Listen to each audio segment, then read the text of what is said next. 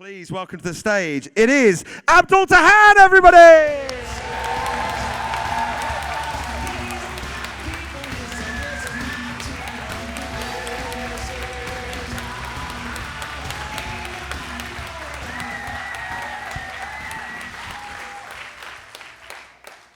should have gone with the cap.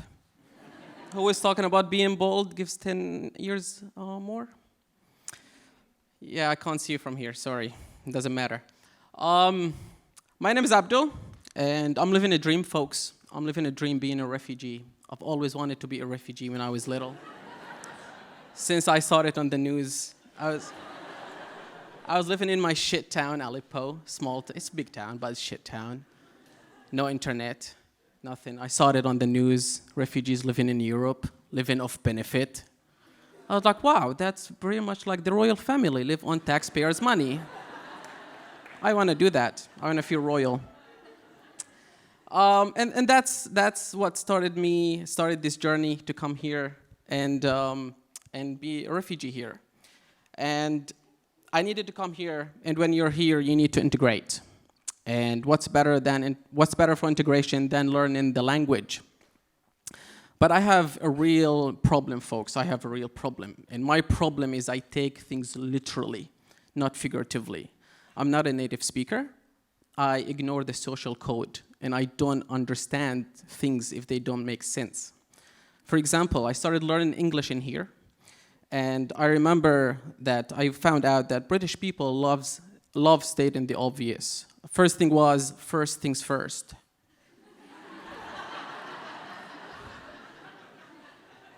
What does that even mean, first things first? If they were second, they would be called second. I've never seen someone starting second things and then going up. So, okay, let's go back to the first things. So that didn't make any sense to me. I don't understand why people need to state the obvious. Later on, I was studying for my exam, and I asked my teacher, I said, any tips? And the teacher says, expect the unexpected. Fuck you. How can I expect the unexpected? If the unexpected expected, then I've cracked it. I don't need to go to the exam. I expect it. I expect to fail. I don't need to go. It was really difficult. So I thought, to hell with studying. I'm hungry. I went down to Tesco to get some food. I got one of those meals that are already cooked, and you just need to put it in the oven. But I thought I would be smart and start reading the instructions. The instruction was very confusing, because in the instructions, it says, preheat the oven. I was like, wait a second. The oven only exists in two states, heated or cold. How do you preheat your oven? How do British people preheat it? Do you sit in front of it? Do you put some coal around it? How do you preheat it? I had no idea. And then I found out British people are fixated with this pre-order. What is pre-order? Do you order before you order? What is it? I go to the post office. I need to post something to the home office, and they tell me you need to pay for this prepaid envelope. Who is paying for it? Is it prepaid? Is it paid already? Or do I pay for it? It's very confusing. The last one was pre-plan. It's like planning before planning. So I started pre-planning my career in here. And I thought, I've cracked my English language. My English is good now, even though I don't speak British, because that's kind of impossible to achieve, because I don't understand people in the North.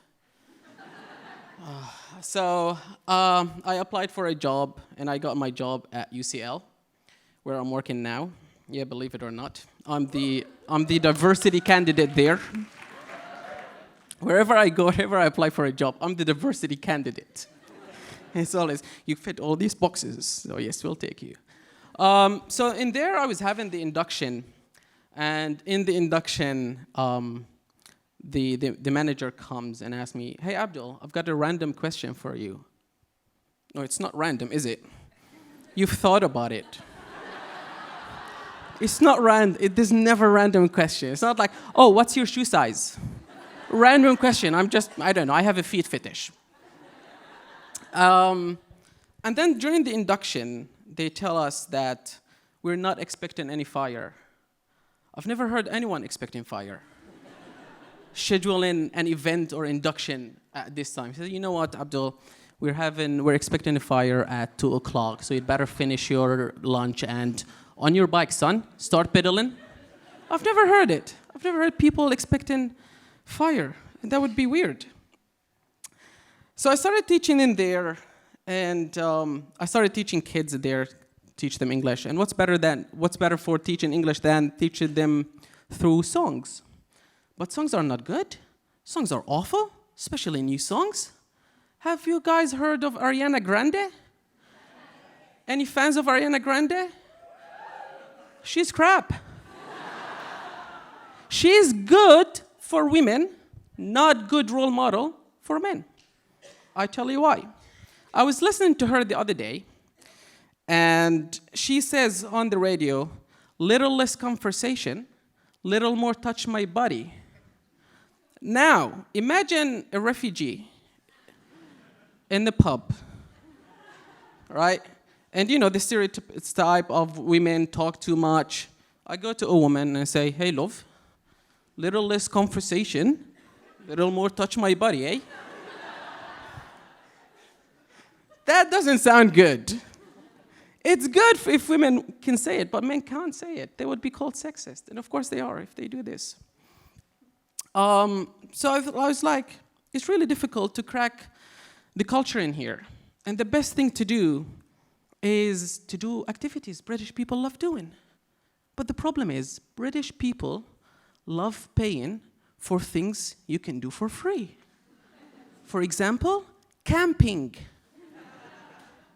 When I first arrived in this country, I was invited to go camping.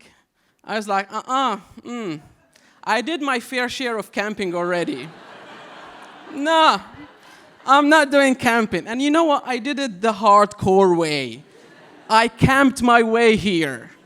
I don't take the train to go to Seven Sisters or somewhere. I did real camping. I didn't even pay for a campsite. I slept wherever I wanted. I did some hiking, very nice views. I did some sprinting across a lot of borders. And now I'm a marathon runner. And I think I can beat Mo Farah. And this is the reason why I came to realize that the Syrian Olympic team really sucks. Everyone who could swim or run is already living in Europe. Nobody's left there. So after all this journey and arriving here, and it was back around the time when there was a huge poster of Nigel Farage about the breaking point. Have you guys seen it? It was the breaking point saying those immigrants are coming after your job, coming after your women. Like, who believes this crap? I looked for a job, and I got a job at a cafe. And in that cafe, the supervisor was Polish. And after a couple of months, he sat me down. He said, Abdul, you're a refugee, aren't you? I said, yes, I am. He said, why do you take our jobs? I was like, Nigel Farage was right. I can't believe I agree with him. And that was the point. I was like, okay, I'm leaving this. And I decided to look for another thing. But I'm leaving you with this. I will leave with this. The thing that really annoys me about racism is that the lack of research. They don't do their research. They just shout all the time. They always say, hey, go back to your country. What happened to English manners? I thought British people are polite. Now, if I'm walking in the street and someone says, hey, go back to your country. Nah, this guy is lazy. He didn't do the research.